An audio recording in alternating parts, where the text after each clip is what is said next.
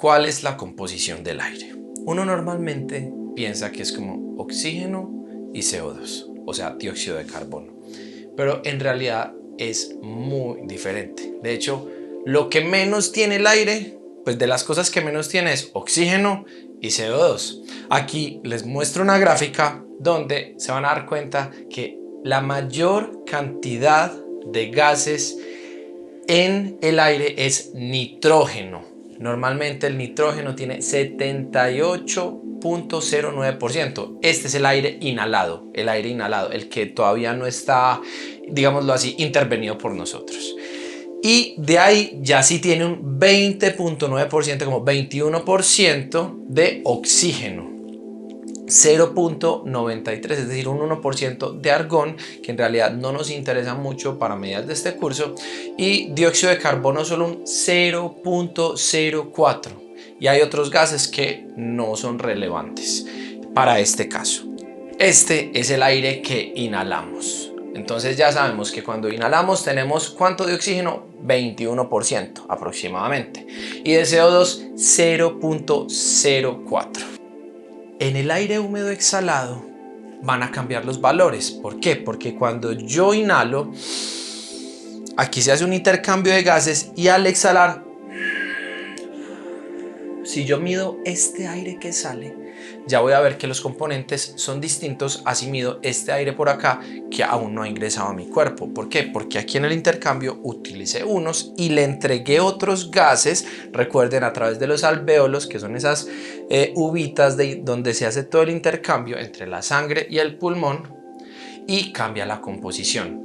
La composición del aire exhalado es la siguiente: 74% nitrógeno, prácticamente no cambió. 13% a 16% oxígeno. Ahí ya vemos que hay un cambio. Ahorita teníamos 20%, ahora tenemos 13%. ¿Por qué hay menos? Porque utilizamos el oxígeno para quedarnos con un poco de este y utilizarlo para los procesos energéticos de nuestras células. Cada una de nuestras células genera energía, electricidad del oxígeno, pero eso es más adelante. El dióxido de carbono aumenta, no disminuye, sino que aumenta. Ahora tenemos 4 a 5,3%, porque el dióxido de carbono es un residuo metabólico del cuerpo. Entonces, en todos esos procesos metabólicos sobra dióxido de carbono, eso se va a la sangre lo lleva al pulmón, se hace el intercambio y exhalamos, ¿ok? Y ahí va a haber más dióxido de carbono por ende. Y el vapor de agua, porque muchos de estos procesos también se genera vapor de agua. Entonces, de aire seco inhalado que teníamos, ahora tenemos un aire húmedo al exhalar. Y lo mismo, el 1% de argón y de hidrógeno, de otros gases que no le vamos a hacer énfasis porque no son tan relevantes. Ahora vamos a hablar del oxígeno. El oxígeno, como ya sabemos, es vital para todo el funcionamiento del cuerpo y los procesos oxidativos. Se llama oxidar oxígeno porque precisamente es a través del oxígeno que se produce la oxidación. Por ejemplo, cuando las barras de hierro se oxidan es porque se hace un proceso con el oxígeno que se llama oxidación. Asimismo, nuestro cuerpo genera procesos oxidativos para obtener energía y transformar los alimentos en energía y los líquidos también en energía. Esta energía se utiliza para el movimiento y el dinamismo, es decir, contrae los músculos, repara células. También con el oxígeno se alimenta el cerebro y depuramos muchas toxinas de nuestro organismo. El CO2 o el dióxido de carbono es sumamente importante en todos los procesos del cuerpo. Hay una tendencia que ahora en el planeta satanizamos un montón de cosas y decimos esto es bueno, esto es malo, entonces el CO2 es malo porque el calentamiento global, que yo no sé qué, pero para nosotros el CO2 es fundamental. Sin CO2 no podríamos respirar. De hecho, nosotros utilizamos el CO2 en el yoga, en las respiraciones, en todos estos ejercicios de respiración, no el oxígeno. El oxígeno es una consecuencia, pero ya les voy a explicar bien eso. Entonces, recuerden que el universo es un equilibrio y que el CO2 es tan benéfico como el oxígeno, y tanto los excesos cómo los defectos no son benéficos para nosotros y va a generar desequilibrio. Pero el universo está equilibrado. ¿Cuál es la función del CO2? 1. Vasodilatación. Como es un residuo, cuando yo tengo mucho CO2, el cuerpo dice, tengo que sacar esto. ¿Cómo lo saca? Hace vasodilatación, dilata las arterias.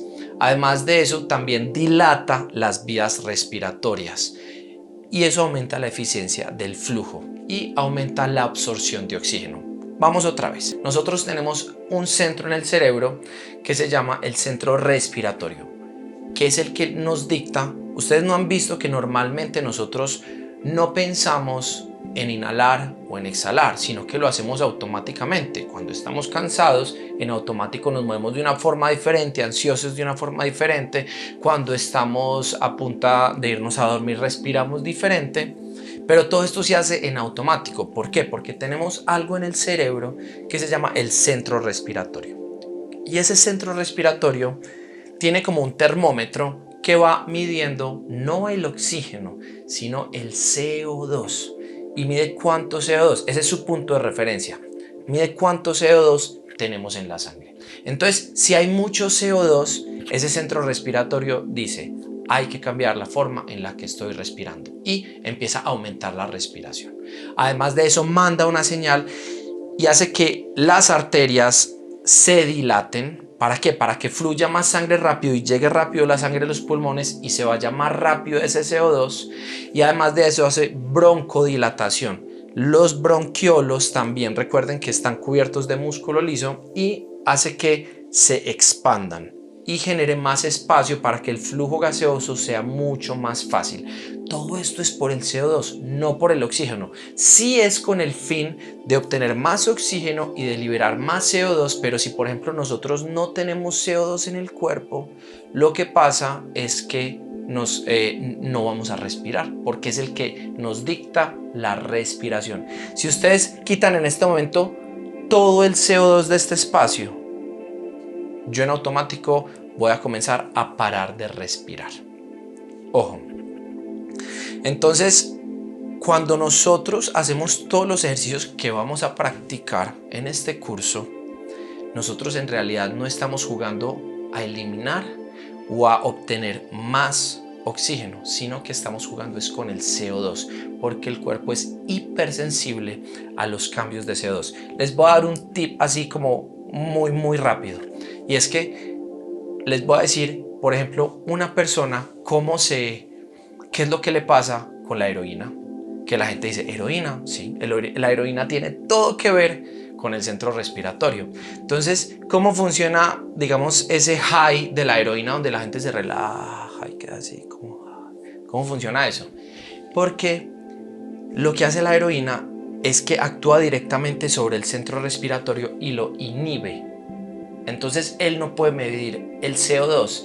Entonces dice, ve, no necesito respirar. Entonces empieza a bajar la respiración y las personas automáticamente empiezan a respirar mucho más despacio cuando están intoxicadas por heroína.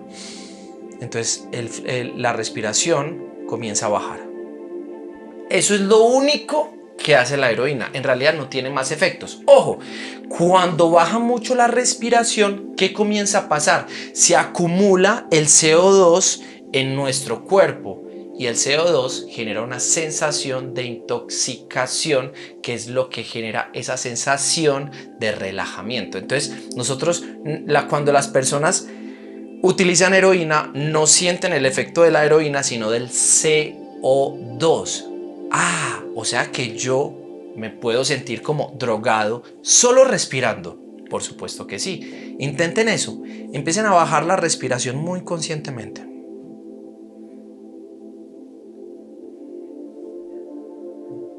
Cierren los ojos. Y van a ver que automáticamente se comienzan a relajar. Y se comienzan a relajar cada vez más. Esto se debe a que está aumentando el CO2 en la sangre y es un efecto similar al de estar intoxicado por heroína. Obviamente si se hace esto por más tiempo, se van a sentir mucho más relajados, pero de una forma completamente segura. Ojo, obviamente no les estoy diciendo que vayan a hacer nada de esto, sino que les estoy explicando cómo funciona. Entonces, ¿qué pasa con la sobredosis de heroína? Es que la persona empezó a inhibir su centro respiratorio hasta tal punto que se bloqueó, ¡pah!, y deja de funcionar. Y entonces la persona está tan relajada y tan intoxicada que no se dio cuenta que el centro respiratorio se bloqueó y simplemente la persona ya no siente la necesidad de respirar y deja de respirar. Por lo tanto, cuando aumentan los niveles de CO2, yo voy a sentir una sensación de relajamiento. Esto mismo es lo que se intenta con las personas que tienen ansiedad. Como precisamente están respirando tan rápido, están botando todo el CO2 y al botar todo el CO2, eso genera más necesidad de respirar mucho más rápido y por lo tanto se comienzan a sentir ahogados. Por eso cuando una persona o cuando tú estás en una situación de ansiedad, ya no dejas que se controle automáticamente por tu centro respiratorio, sino por tu centro consciente, por tu conciencia. Y tú dices, listo, mi inconsciente me está diciendo que respire así, pero ya sé que es por una situación externa, así que yo internamente lo voy a controlar y voy a disminuir la frecuencia respiratoria conscientemente. Esto va a hacer que se acumule CO2 en mi cuerpo. Por lo tanto, me va a generar una sensación de relajamiento y se me va a pasar la crisis de ansiedad. Así se maneja una crisis de ansiedad.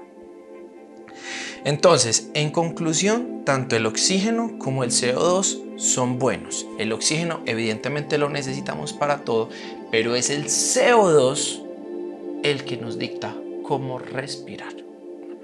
Por lo tanto, durante los ejercicios de respiración voy a estar pensando cuáles son las implicaciones que el CO2 va a tener sobre mi cuerpo.